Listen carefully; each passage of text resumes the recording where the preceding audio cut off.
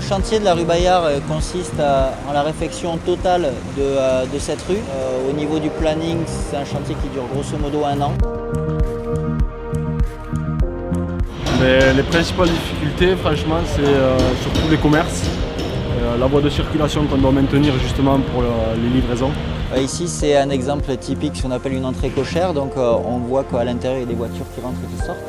Donc, il faut être très vigilant par rapport au planning. Il faut les prévenir 1 semaine à l'avance pour qu'en gros, ils sachent que pendant 1 journée, voire 2 journées, en fonction des travaux qu'on fait devant chez eux, ils n'auront pas accès à leur parking.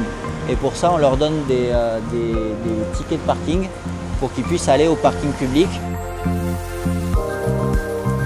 Là, on a mis en place un homme trafic qui s'occupe en fait de gérer toute l'interface entre le chantier, les chefs de chantier et les commerces riverains. Nous on est là pour ça, pour gérer la clientèle et pour trouver toujours des solutions pour qu'ils puissent travailler. On va voir par la suite comment on s'organise avec eux aussi, hein, mais bon, jusqu'à présent ça s'est bien passé, quoi.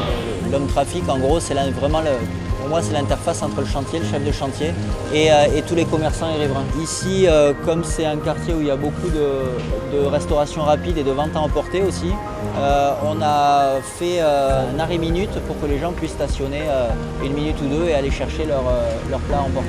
On a 2 places d'arrêt minute là qu'ils vont nous faire, comme ils avaient fait de l'autre côté en fait. Donc ça nous dépanne bien, ça permet aussi aux clients de pouvoir s'arrêter un petit peu pour embarquer des affaires.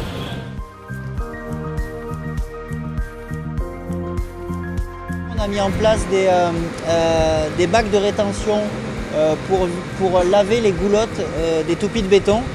Donc ça consiste à avoir un cadre métallique et un big bag filtrant. Ça filtre, bon, ça laisse passer l'eau mais ça retient les résidus.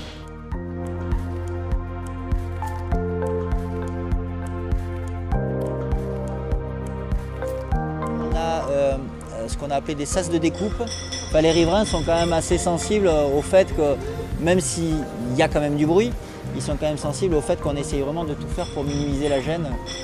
Donc ils le voient, ils s'en rendent compte et je pense vraiment que ouais, c'est une bonne chose. Voilà, sur ce chantier, tous les accès au commerce et aux riverains sont facilités par des tapis rouges où n'importe quel riverain peut vraiment voir là où il doit cheminer et en même temps ça donne un aspect propre au chantier et ça permet aux gens voilà, de ne pas en avoir ni dans les chaussures ni dans leurs poussettes éventuellement.